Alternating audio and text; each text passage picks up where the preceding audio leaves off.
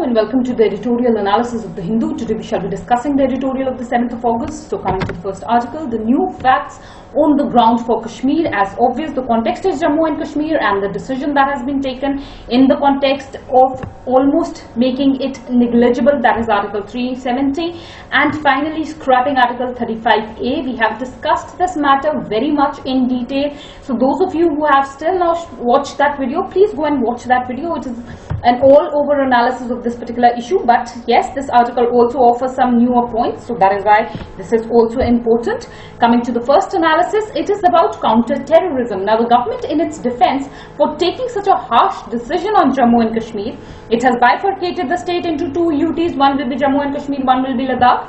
In this particular context, the government has said that this is what is required to ensure counter-terrorism, but the editorial is refuting this. The editorial is saying that it is well known that for counter-terrorism what is required is human intelligence is what is required. Nowhere counter-terrorism operations can be successful without this key ingredient. And it is this key ingredient that the government has now lost, primarily because it has alienated the locals in Jammu and Kashmir. Also, the decision is what is unpopular amongst the locals. And whenever this kind of a situation emerges in Jammu and Kashmir, where the people go against the government, in that scenario, Pakistan comes to play a negative role. It's always known for misadventures during this point of time. So that is what is one analysis that has been offered. Again, something very, very important is the rigging of the 1987 assembly elections. You should know that in Kashmir, situation worsened after 1990. And this was primarily because of the rigging of 1987 assembly elections. It is believed that what the people voted during these elections was not the result. And at that point of time, the government manipulated the result, and the people, once and for all, lost their trust in Indian government. It led to the mistrust of Kashmiris towards India, and that is the starting point of this kind of insurgency that is being seen in Kashmir. Now the issue is that again what has happened is that the trust of the people is what has been eroded, because people believe that the government was duty bound to uphold Article 370, which the government hasn't done. It is being believed as a breach of trust. So that is one analysis. Another important analysis is with regards to Gilgit and Baltistan. Now these are two provinces in Pakistan, and these are the provinces which were divided in Pakistan, just like we have now split Jammu and Kashmir. But this was what was done in the year 2009, and at that point of time India objected to this. These are the regions that are in the Pakistan occupied Kashmir, and India objected for such kind of steps being taken by Pakistan. Also till date India is objecting it. Even China is making roads in these particular regions, so India often objects to this. So what is being said here is that India had a moral high ground to object on this kind of an action by Pakistan, but this moral ground is not now lost because India has done something similar in Jammu and Kashmir. So that is one analysis. Another analysis is with regards to Ladakh as a union territory. Now this demand for that Ladakh should be made a union territory goes back to 1990 itself. But what is important is that this was a demand largely in the Leh area of this particular part. But this was not somehow, that was a pan-Ladakh phenomenon. Why this was not a phenomenon there was because there is a revolt, or for that matter a conflict between two communities. One is the Shia Muslims and the other community is the Buddhist community. So the Shia Muslims believe that if this is what is made a UT, then the Shias will become a minority and the Buddhists will become a majority in this region. As of now, just before this particular decision, when Ladakh was a part of Jammu and Kashmir, at that point of time, this being a Muslim-dominated state, they felt more secure. So what is being feared is that this differences between the Shia and Buddhist are what should not increase furthermore, because India cannot tolerate another zone of disaffection, especially in a region which is strategically important. This is a border region for India, so that is one analysis which has been offered. Next, what has been discussed is the issue of polarization. What is important is that regional and ethnic aspirations of people are addressed. As of now, the biggest challenge that is being faced is the challenge of polarization. The people in Jammu Kashmir are getting polarized, so that is what is again important. Next, what is important is devolution.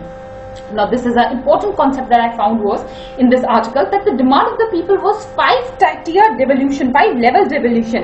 This was a new idea even for me. We generally think of only 3-level devolution, that is the central, the state and the local government, but this offered a newer idea of 5-level devolution, which was at the state level, then at the regional level, then at the district level, then at the block level, and lastly at the village level. So this is what was the demand of the people. What has contrary happened in Jammu and Kashmir is centralization has taken place. So that is one analysis which has been given here, and also this concept of 5-level devolution is somehow unique, and try and use it in some of your answers. It will be a good idea. Another analysis is with regards to political reservation. Definitely this is a positive of the decision that the government has taken.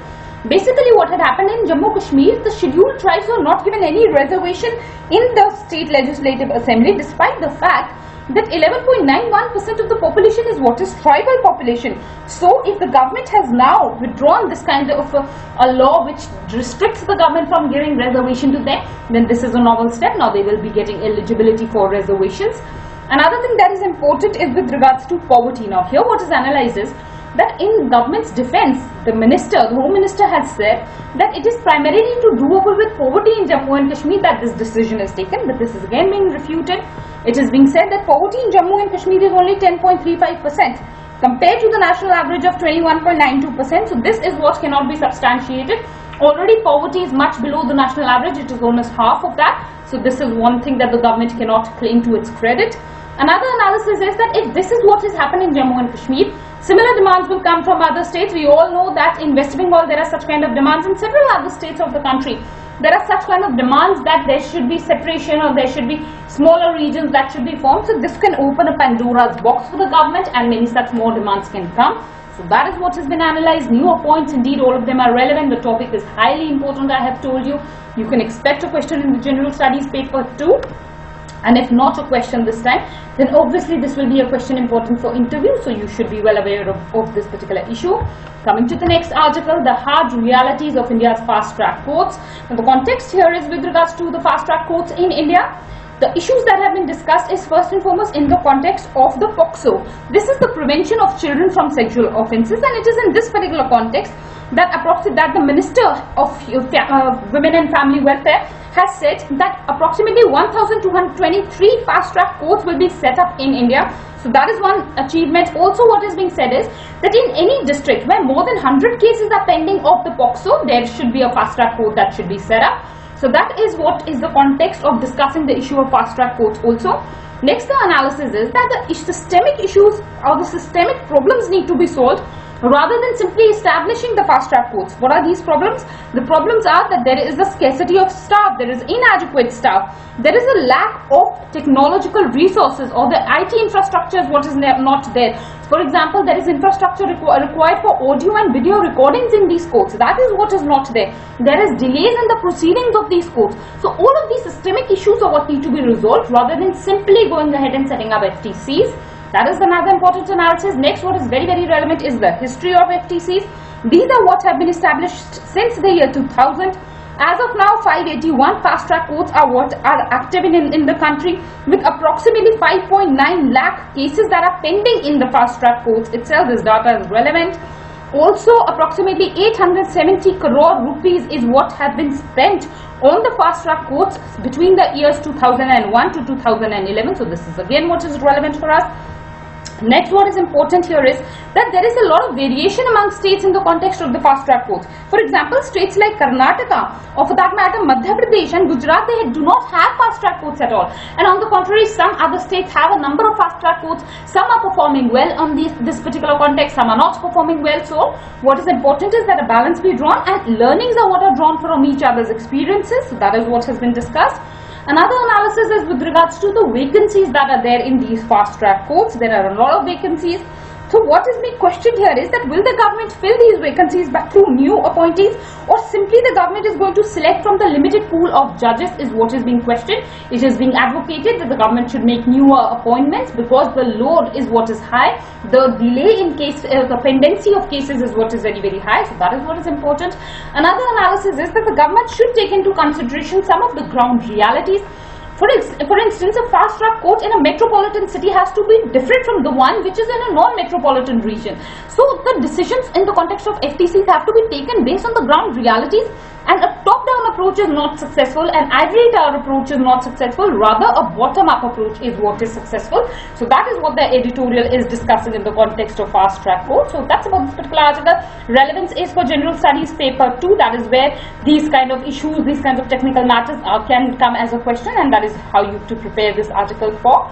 That's about this particular article, and that's about our discussion today. These were the only two relevant articles. I thank you all for watching the video.